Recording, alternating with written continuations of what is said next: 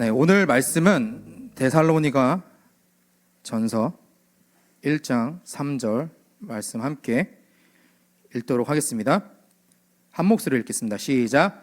너희의 믿음의 역사와 사랑의 수고와 우리 주 예수 그리스도에 대한 소망의 인내를 우리 하나님 아버지 앞에서 끊임없이 기억함이니. 아멘. 네, 오늘 여러분들과 함께 소망의 표지판이라는 제목으로 여러분들과 함께 나누고자 합니다. 여러분들, 우리가 이제 동계 수련회가 이제 끝난 지도 이제 거의 이제 일주일이 지났습니다. 정말 여러분들이 그 세상을 소유하고 또한 세상의 소유였는데 하나님의 존재로서 살아가겠노라 라고 우리가 은혜를 받고 다짐을 했고, 또한 그것을 잊지 말라고 담임 목사님께서도 주일날 기억하고 기억하라 라는 제목으로 여러분들과 함께 나눴었습니다. 근데 어떤가요? 우리가 기억이 시간이 지날수록 더 선명해집니까? 아니면은 흐릿해집니까? 네. 안타깝지만 우리 태연이의 그 이야기처럼 우리는 하나님의 은혜를 늘 잊어버려요. 누군가는 그러더라고요. 하나님이 그런 10가지 재앙을 이집트 땅에 내려주셨는데 왜 어리석게도 이스라엘 백성들은 하나님께 원망하고 왜 불평불만해서 심판을 받는가? 뭐 많은 이야기가 있겠지만 저는 거기에 대해서 사람은 망각의 존재다라고 답을 해주고 싶습니다. 그래서 하나님이 가나안 땅에 들어가는 이스라엘 백성에게 기억하라라는 의미로 모세라는 사람을 통해서 다시 한번 하나님의 은혜를 기억하게 만드는 어떤 장치들을 만들어 놨었습니다. 그렇지만 그것과 무색하게도 우리가 잘 알듯이 그들은 가나안 땅에서 하나님을 잊어버리고 여호와를 모르는 그런 세대들이 일어나는 안타까운 일들이 발생하게 되었습니다. 오늘 제가 여러분들께 그 소망의 표지판이라는 제목으로 나누려고 하는 이유는요, 제가 그 저라는 사람을 통해서 하나님이 어떻게 그분의 뜻을 이루어 가셨는지에 대해서 잠깐 나누려고 합니다. 거기에 앞서서 그 표지판이라는 단어를 제가 재미나이에게 한번 물어봤어요. 그래서 물어봤더니 보통은 이제 표지판 하면은 교통 표지판이 가장 먼저 떠오르더라고요. 그래서 도로에서 그 교통 차가 움직일 때 뭘 하고 뭘 하지 말아야 될지를 정해놓은, 표시해놓은 거래요. 그래서 그것을 보고 빨리 가야 될지 늦게 가야 될지 서야 될지 멈춰야 될지 주차를 해야 될지 주차를 하면 안 되는지가 다 도로 위에 싹 다 있습니다. 근데 그거를 모르면은 안타깝지만 사고 짧게는 뭐 범칙금을 내지만 크게는 커다란 사고로 이어질 수가 있습니다. 그래서 그거를 아는 사람은 여기서 속도를 멈춰야 되는구나라고 아는데, 그걸 모르는 사람은 이제 그 지그재그로 돼 있으니까 차를 왔다 갔다 해야 되나 하는 사람도 있었던 걸 봤습니다. 그럴 정도로 이 표지판이라는 거는 의미를 알아야지만 그 상황 속에서 빠르게 어떤 큰 사고가 일어나질 않습니다. 우리가 그 하나님의 은혜를 그 수련회를 통해서 얻었을 때 누군가는 그 시간이 은혜의 시간이고 잊지 말아야겠다라는 수는 있지만, 누군가에게는 이 시간이 도대체 나한테 무슨 의미야? 내가 여길 왜 왔지? 난 여기서 뭐 하는 거지? 라는 사람도 있을 겁니다.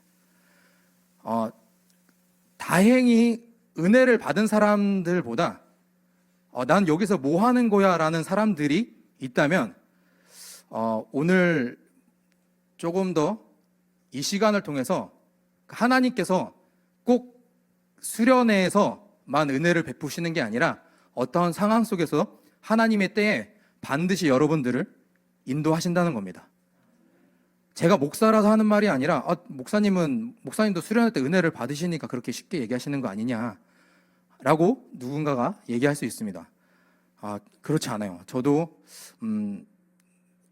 제 이야기를 잠깐 드리자면, 제가 그 초등학교 1학년 때 저도 그 교회를 처음 나갔던 게 아버지가 돌아가시고 나서입니다. 그러니까 아버지가 그 제가 외동아들이었는데 그 아버지가 그냥 친구와 같은 분이었어요. 근데 어느 날 일어났는데 엄마가 울고 있는 거야. 엄마 왜 울고 있으니까 아빠가 숨을 안 쉬어 이러는 거예요. 봤는데 아빠가 이제 옆에서 이제 자다가 이제 돌아가신 겁니다. 그래서 안타깝지만 아버지가 돌아가시고 이제 어머니는 사실은 원래 결혼하시기 전에 예수님을 믿으셨는데 남편을 너무 사랑하는 바람에 하나님보다 이제 남편을 선택한 거였습니다. 그래서 하나님을 잠시 떠났다가 아버지가 돌아가시고 나서 이제 하나님께로 다시 돌아갔대요. 제 초등학교 1학년 8살에 저의 손을 이끌고 사촌 누나들이 그 하나님의 위로가 필요하다 해서 어떤 교회 수련회에 강제로 참석을 시켰습니다. 그러면서 거기서 진짜 하나님의 큰 위로가 있으셨대요. 그러면서 이제 그 교회에 주일학교를 갔는데 거기는 초등학교 막 3학년 아직도 기억나는 게 그 이런 공간에 한 4, 50명의 초등학교 같은 학년의 애들이 있었어요. 기도를 하는데 애들이 막 우는 거야. 근데 저는 지금 이제 우리는 햇세대 사람들은 울면 쟤 은혜 받았구나라는 걸 이해를 하는데 아무도 그게 은혜를 받았다고 설명 안 해줬어요, 저한테. 그래서 쟨 도대체 왜 우는 거야 싶었습니다. 그러면서 또 하나님의 은혜로 제가 이제 주의 종의 길을 가게 되었어요.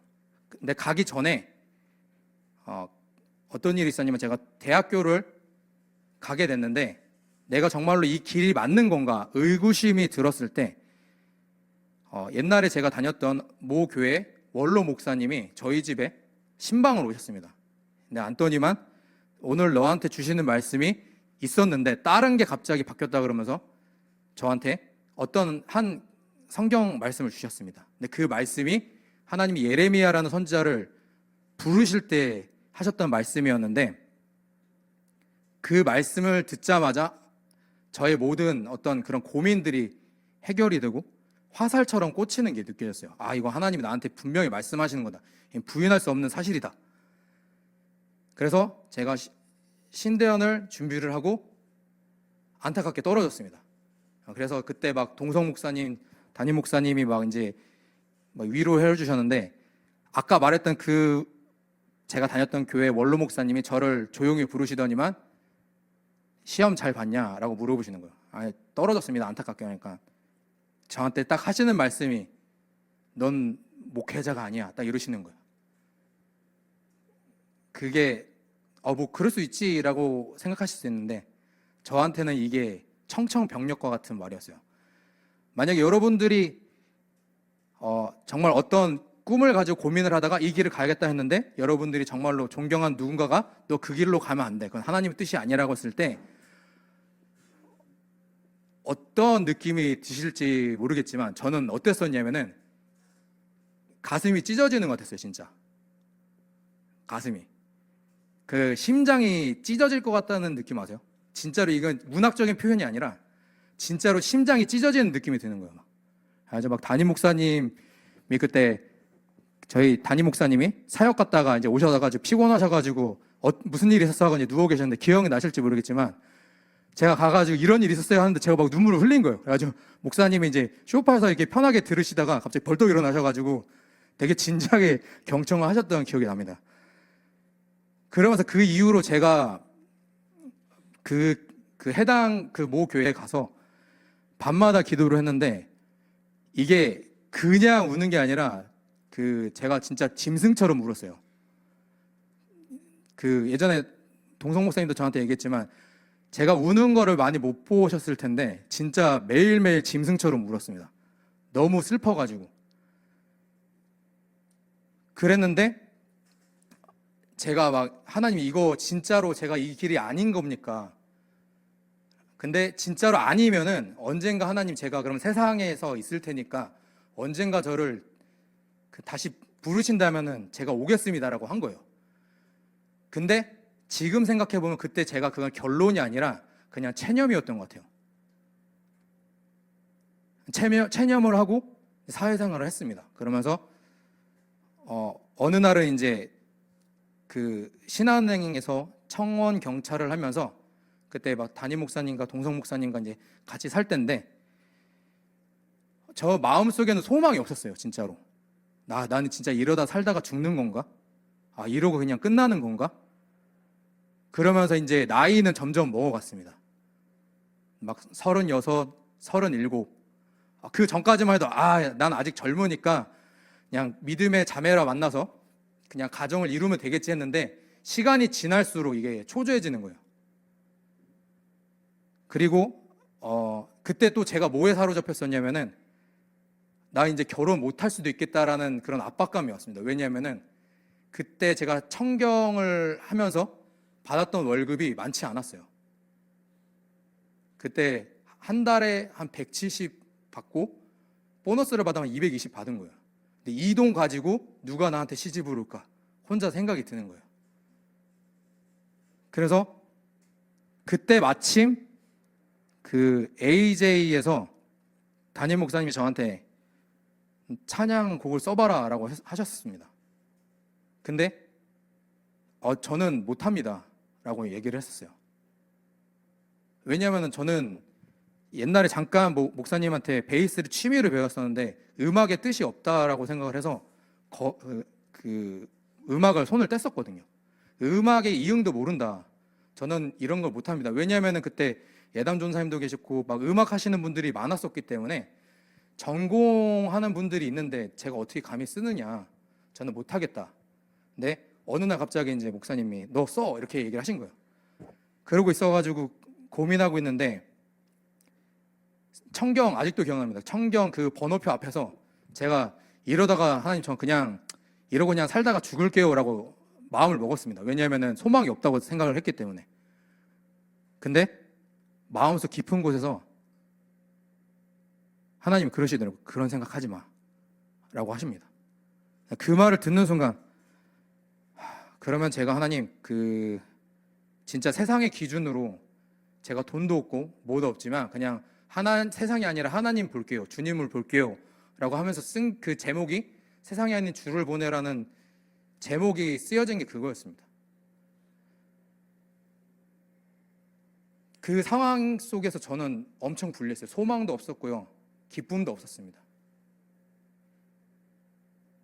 그리고 나는 진짜 이렇게 살다가 그냥 죽는 건가 라는 생각이 저를 사로잡고 있었어요. 패배감에 사로잡혔었고요. 결혼도 못할 거라는 어떤 절망감에도 사로잡혔습니다.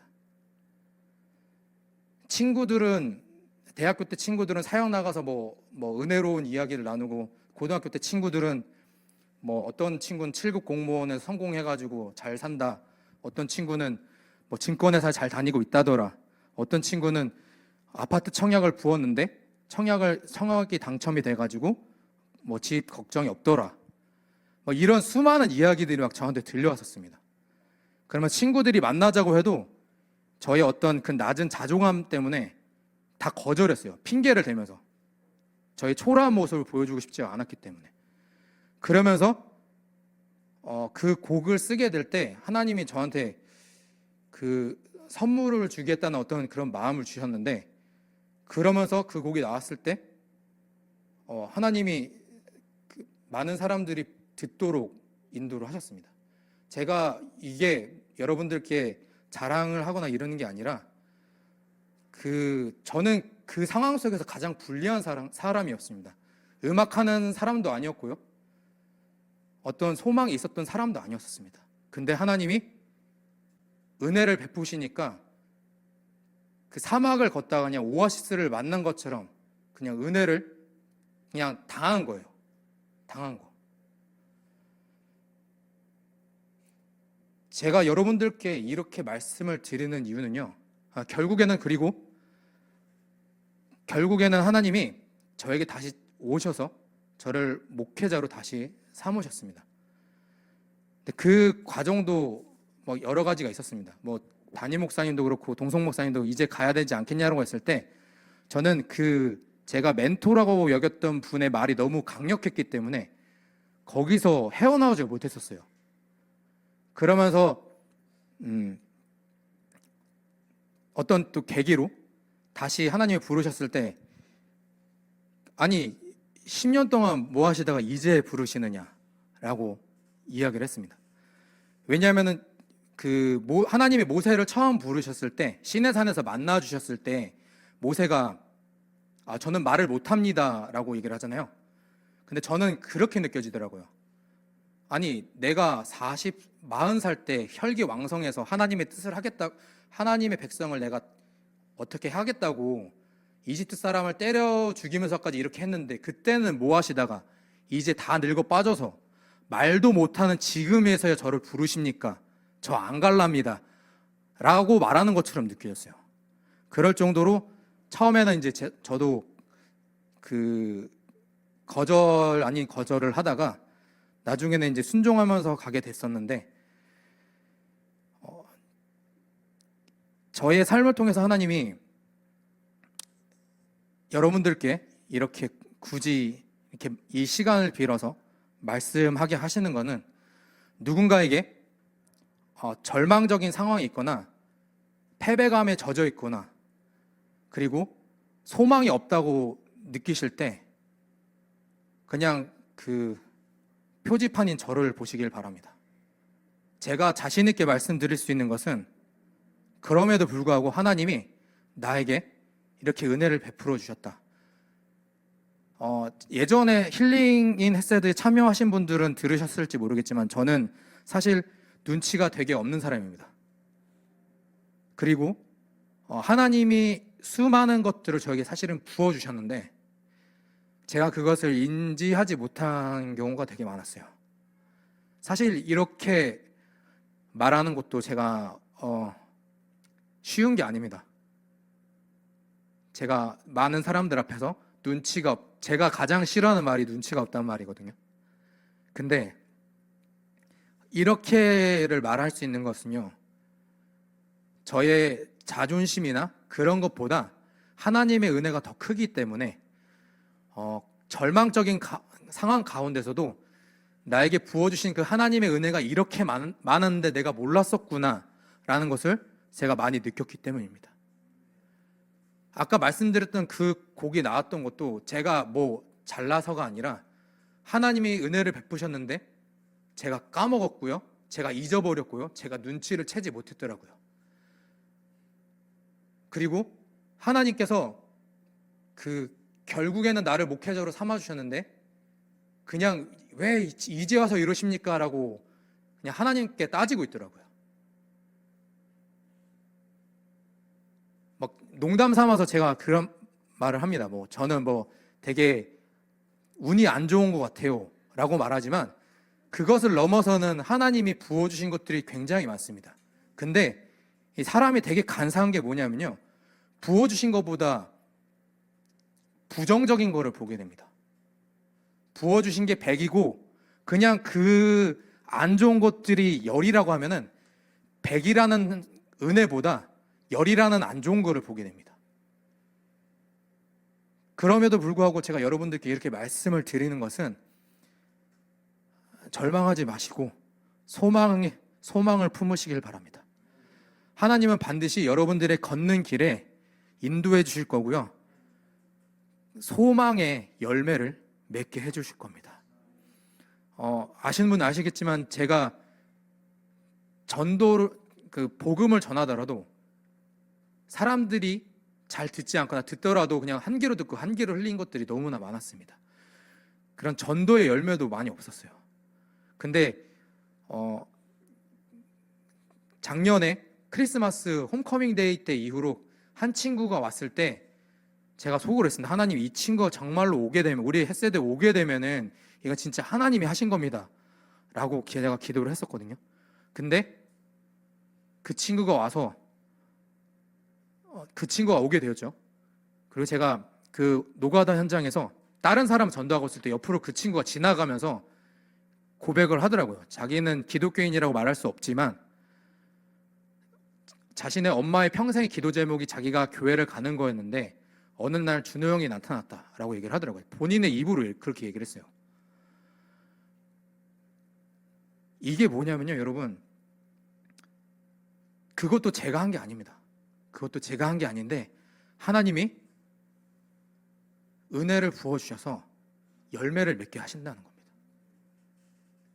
그러니까 여러분들 중에 나 수련회 때 은혜 받지 못했는데, 나는 저 수련회 때 참여하지 못했는데, 난 정말 아무런 감각이 없는 것 같던데, 걱정하지 마십시오.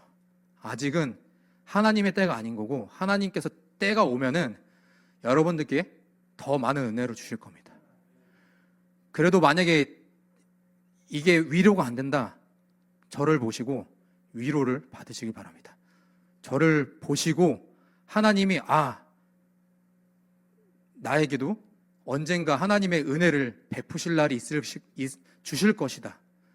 나의 삶에도 열매를 맺고 꽃이 피게 하실 것이다. 여러분, 그 사막에는요, 남미의 어떤 사막에서 1년에 한 번 비가 온대요. 근데 어느 날은 그 1년에 비 올 양이 하루 만에 다 온 적이 있었다고 합니다. 그러니까 어떤 일이 벌어졌냐면 사막 모래 안에 있던 모든 꽃이 다 발화를 한 겁니다. 하나님은 그분이 뜻하시면은 1년에 가끔 가다가 부어주시는 비를 단 하루 만에 내려주실 수 있다는 겁니다. 그날이 만약에 오늘이라면, 오늘 여러분의 그 10년 가운데 사막처럼 메말라 있고 광야와 같이 어떻게 가야 할지 모를 때 하나님께서 한 사람을 통해서 이 길이 맞아, 이 아이를 통해서 예수를 봐 라고 말씀하시듯이 여러분들께도 그런 은혜를 주실 줄 믿습니다. 그래서 여러분들 소망을 가지시길 바랍니다. 괴로운 상황에 있으신가요? 힘드신가요? 외로우신가요? 그럴 땐 정말 그 소망의 표지판을 보시기 바랍니다. 그럴 때 사막의 광야 길을 가는 순례자에게 꽃이 피고 열매를 맺게 하셨다는 그 한 사람을 보시고, 하나님이 진짜로 나에게도 이렇게 은혜를 베풀어 주실 거야 라는 믿음과 소망을 가지시기 바랍니다. 그게 바로 오늘 말씀의 데살로니가전서 1장 3절의 말씀, 너의 소망의 인내를 가지라는 말씀입니다. 우리 다시 한번 이 말씀 읽도록 할게요. 너희 믿음의 역사와 사랑의 수고와 우리 주 예수 그리스도에 대한 소망의 인내를 우리 하나님 아버지 앞에서 끊임없이 기억함이니. 아멘. 하나님의 은혜를, 그리고 하나님이 은혜를 베푸실 것을 소망을 가지고 끊임없이 기억하는 우리 햇세드가 되기를 간절히 소망합니다.